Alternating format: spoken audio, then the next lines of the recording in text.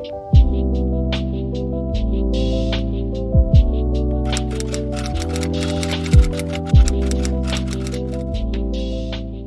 to or welcome back to my channel, Alicia Influencer. I'm Alicia Victoria and this is Black Girl Chats, where I just chat and share insights for life upgraded.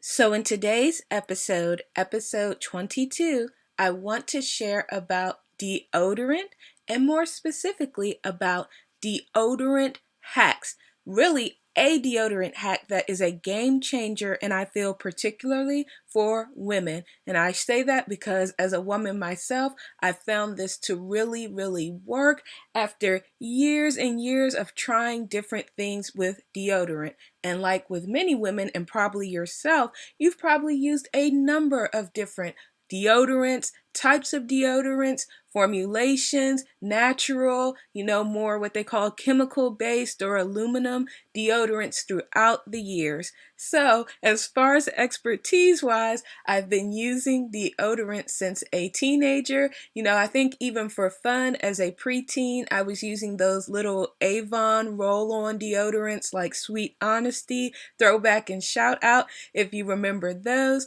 But as the years progressed and the trends changed, I actually got interested in the subject matter, not only deodorant and underarm care, but different concerns for the underarm area. For example, removing any hyperpigmentation, discoloration, more even skin tone, odor control, perspiration, sweat, wetness control, getting into different fragrances, getting into more high-end deodorants, following and getting into heavily the natural skincare deodorant movement, brands like Native when they were very young. I was an early adopter of them. Tom Schmidt's, Kiss My Face, a number of them. I've tried many. I've even tried homemade DIY formulated deodorants like the types that you can buy on Etsy. And now, as we are in this chat today, I want to share what works, or at least what works for me, and I encourage you to try.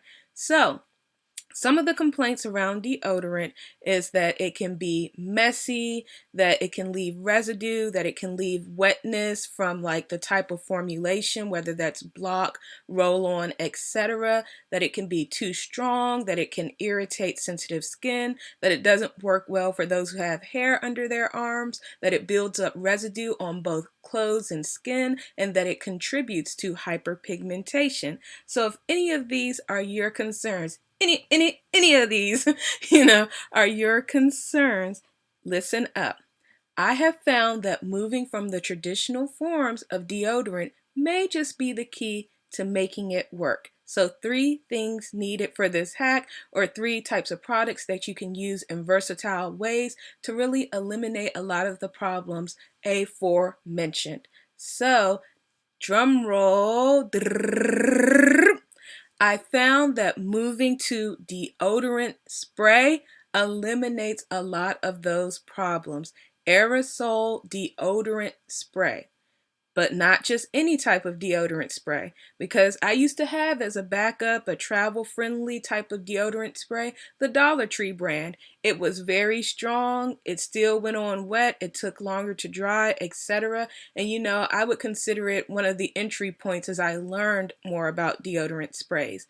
But the one I'm going to recommend is actually from a natural healthcare brand, and it's called Jason, and it's the Greek form of the word, or it's the Greek word Jason, correction, and it's Greek for healer. So you may have seen the brand, it's Jason, but it has little accents over the A and the O. So the Jason brand, and it's their soft rose dry spray deodorant.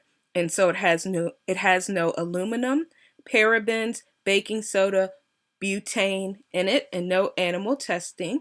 And what I like about this is that it's sensitive skin friendly. It doesn't tend to be irritating. It dries very quickly. In terms of aerosol deodorant sprays, it sprays evenly. It's easy to spray, and it's a high performance deodorant spray. So for those who say, no, I can only use sports, or I need the highest level, or I need something that blocks sweat, blocks sweat like a mug, is what I was going to say, then, this actually may be an alternative. But because before I was using Kiss My Face Sport deodorant roll-on, and I really, really like that, but it did leave the wetness, and it did have certain cons, but overall it was like a relief pick. Like, okay, I'm glad I found it, with going through a lot of different natural deodorants and them not really working at all, some being very, very rough to apply. Shout out to Dr. Till's very rough deodorant in application. But but what happened is they started to stop producing it. It kept going out of stock. It was selling on Amazon for like $80. It would show up like twice a year, go out of stock 5 times a year. It was becoming too inconsistent, so I had to have something else. Underarms are, an area that most people have to take care of. It is a bare necessity. And so with this deodorant, I like it because it's a spray, but it's high performance, as mentioned. It conditions the skin, and it's gentle on the underarms. And so it has a lot of the things in it that help nourish that area, and it doesn't leave a residue. So that was the other thing. When I was using, with the more aluminum-based deodorants, etc., the block classic types like Secret, Suave, Dove, all those types, they would tend to leave a white residue, even if they were promoted as invisible shield. And if they did not leave a residue on clothing, they would tend to leave a residue under the arms. And if they did not leave a visible residue on the arms or clothing, what I tended to find out is that it would build up over time, even with washing, to the point that, I was looking for scrubs for the underarm to really get those thickier, paste, powdery, more formula deodorants very much out of my underarm area, because those particles, that powder, the way they're formulated, they can really get into the skin. And so I needed something that I would not have to do so much work for, just wanting to use my deodorant. So I like this because it works well if you are a person who shaves regularly, so you're not further irritating the skin with a stick deodorant. I like it, as I said, because it does not have the wetness of the roll-on, and that you can control more of the application, because with the natural roll-ons, sometimes they will crystallize because of the ingredients in them, and they'll even form little crystals after a while. And yes, I've tried pink Himalayan salt deodorant balls. They're like these huge spherical types of balls that one can use. I've tried the Thai crystal salt deodorant as well too. Both are no's for me, but swinging back, I like that this sprays evenly, dries very quickly. I'm talking 10 seconds or less, and that you tend to get more in the bottle versus a stick or roll-on. For example, in a stick, you might get about 2.6 ounces, but in the deodorant spray, you tend to get almost 3.5 ounces. So it lasts longer. Now, for the cons that I want to talk about, I don't like the price point. I saw this in Whole Foods, and it might have been marked up even more because it was in Whole Foods, but it was $10 for a bottle. Now, I was willing to go and get this because, one, I already bought natural deodorants in the past, and they tend to have a higher price point. I've gotten some of the trend deodorants as well, with different fragrances and, very chic, the ones you see on Instagram, flat lays and spreads. And they tend to be more expensive, but I feel it is a worthwhile investment because with the higher end deodorants, I noticed that, as I mentioned, they tend to condition as well, reduce underarm odor and perspiration, but they also tend to have like better fragrance formulations, in my opinion. Sometimes with the more mainstream brands, or even like cheaper brands, they will have very, very strong fragrances and tend to be more irritating for people who have skin sensitivities. also I was willing to make the investment because I don't go to like waxing estheticians, people like that for my underarms, because I did previously, and after a number of times with them just not doing it well, I actually ended up going to a dermatologist following one because they were so severe on my skin. I said, this is something I need to learn and take care of. So higher end deodorants like the sprays tend to work better for those who are trying to address hyperpigmentation and hair removal. So it's worth the investment for me in that aspect. So with the spray, you're avoiding that residue on clothes and skin, which can contribute to hyperpigmentation and fabric buildup and piling, piling, on the skin. And so you don't have to fight as much in terms of like removing that dead skin cells, fabric, dirt, oil, etc. that comes from, roll-on stick deodorants, maybe of the cheaper brands and lower ends. So it's worth the investment there. And again, if you do regular types of hair removal methods like waxing, shaving, even if you've had laser, not irritating that area or pulling the skin or pulling against the skin is a plus, plus, plus, plus, plus. So with the deodorant spray, you can do that. And then again, with not doing the liquid roll-ons, you're not having that additional wetness waiting for it to dry down if that does cause irritation and sting to one's skin, because some people really have sensitive skin in that area. So for the Jasons, they come in more than just the soft rose formula scent that I got.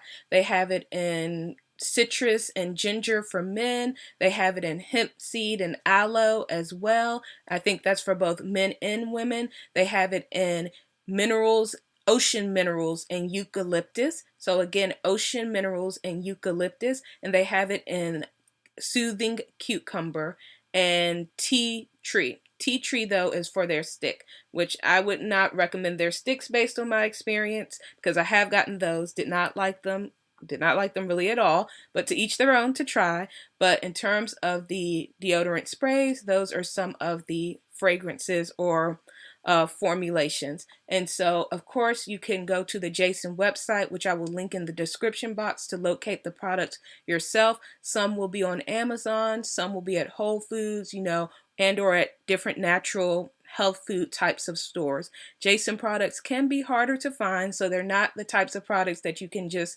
typically find in Walmart and Target, CVS, etc. for the full selection of their lines. Now, lastly, in terms of the hack, to make this work even more powerfully, if you follow popular influences in the skincare world like Dr. Dre or the doctors on YouTube, etc., or if you even talk to your dermatologist, they can tell you and confirm that applying deodorant at night tends to be more effective when one's pores are open, although pores are not closed, opening and closed, they're already open, but it's more easily absorbed into the skin and works with the body's process as one is sleeping at night. So application isn't necessarily needed in the morning, but it depends on the body of the person's body makeup and chemistry. So applying at night is great for this, and it's not going to put residue on your sheets, on your clothing, on your like pajamas, etc. And so apply it at night. And then my last hack regarding this is to still use an underarm detox scrub. I found that I needed an underarm detox scrub, especially when using stick deodorants, just to get the residue off, because even when it would mix with water to wash it off and body wash and different things that would and should break down the product, it was not. But I found a fantastic product that was recommended, and it's the Specifica Coconut Deodorant Detox Underarm Detox Scrub.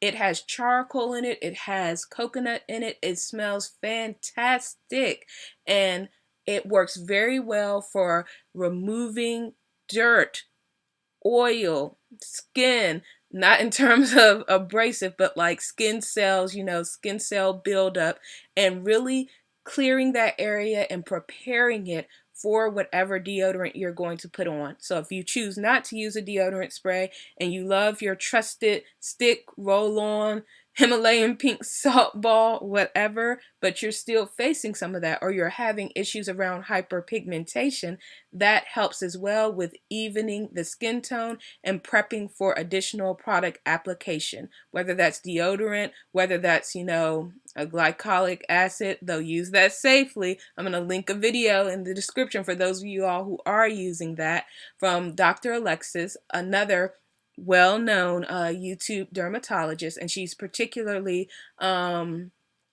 focused in part for Black women's skin and skincare in the dermatology space. And then also whether you're using some type of serum or vitamin C brightener, etc. And so this is great, and it's great for if you shave daily, you have stubble and irritation, or you use wax hair removal creams and you want to apply something not long after. This is a safe, smooth bet overall. But again, know your body, do your research, and patch test. So thank you for sticking with me to the end. Thank you kindly. Now, if you haven't seen the previous episode, I want to remind you all for episode 21 to check it out, where I talk about Trader Joe's, a quick hack for Trader Joe's hand cream, the kind of super popular, quote, cult fave, ultra moisturizing hand cream, how to make it even more powerful and effective. That's all for now. If this chat's helped add value to your day, then hit that like button and don't forget to subscribe. And I'll see you next time. Stay posted, stay blessed.